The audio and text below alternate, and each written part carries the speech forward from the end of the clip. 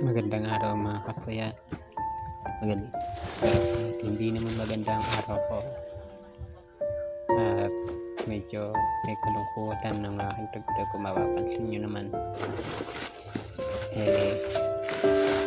Yung pag-uwi ko galing sa school dahil galing ako sa exam nito at tuloy yung nag-deliver na rin ako. Yung pag-uwi ko kasi bigla akong chinag ng girlfriend ko. Kaya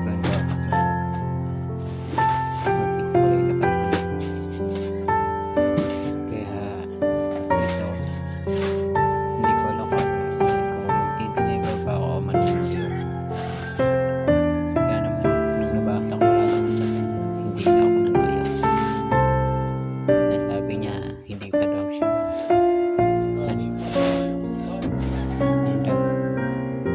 hindi pa daw siya handa na magkajawa.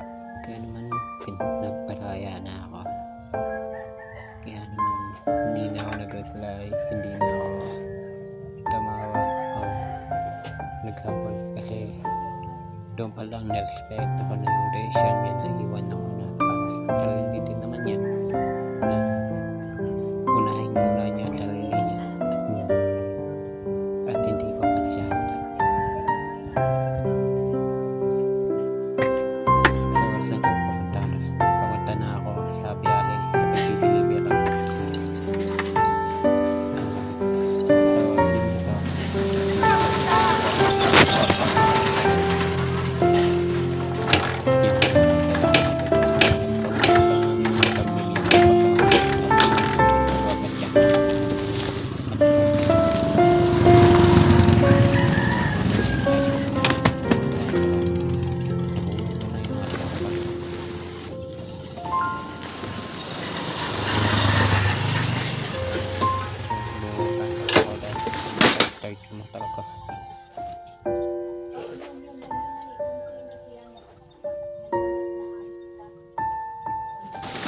And yung pagkahulog yung nagsalit ako, nahulog ko yun nasa likod kaya yun yung kinarig ako. At kung mga na-deliver ako, pinasalag ako.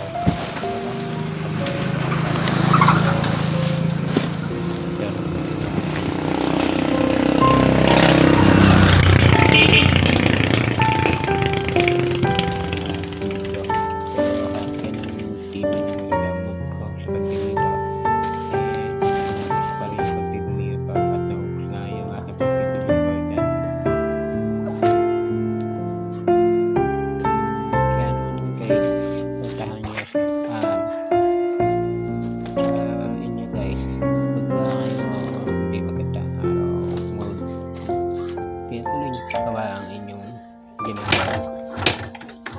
Okay, sinutuloy ko kasi minawala ko.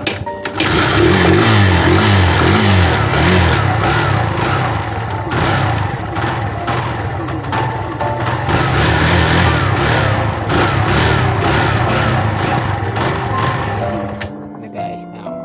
Nag-side mirror.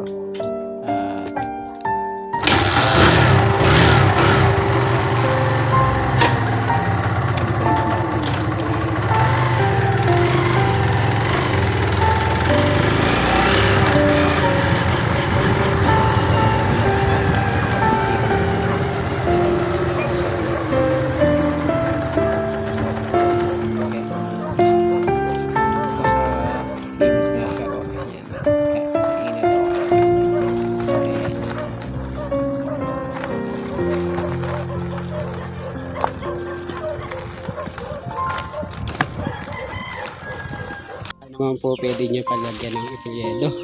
Ang nakalagay lang ay ito nga sa inyo Aileen lang, walang ipilyedo.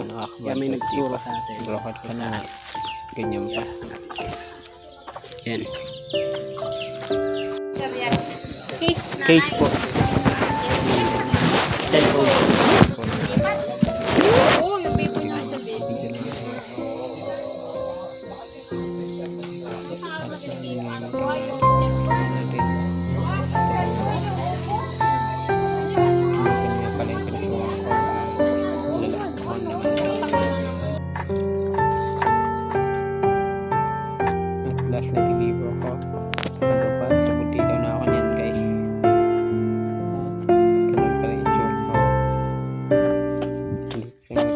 Akain naman.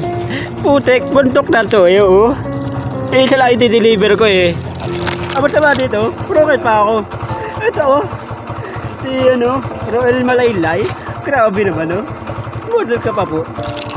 Buta siya lang nag-order dito. Oh. Ito yun, dadaanin ko, oh. Takas ang laki pa motor na dala ko. Abera, oh.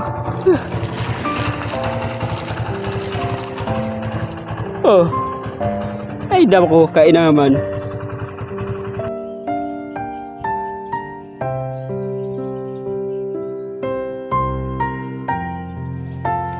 Kapangit yan dahil dito.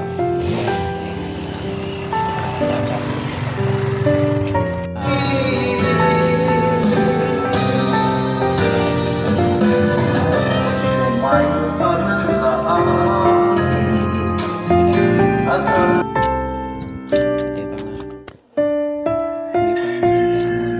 Deliver na natin sa ibang lugar.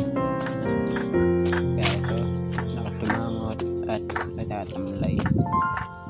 Eh, mababa pa ako natatamlay. Sama-sama na sila. Mga pagod, lungkot, at di na maintindihan. At kwento nga pala ako dito sa Barangay Kawayanan. Sa Sitio Kawayanan, Barangay Butilaw.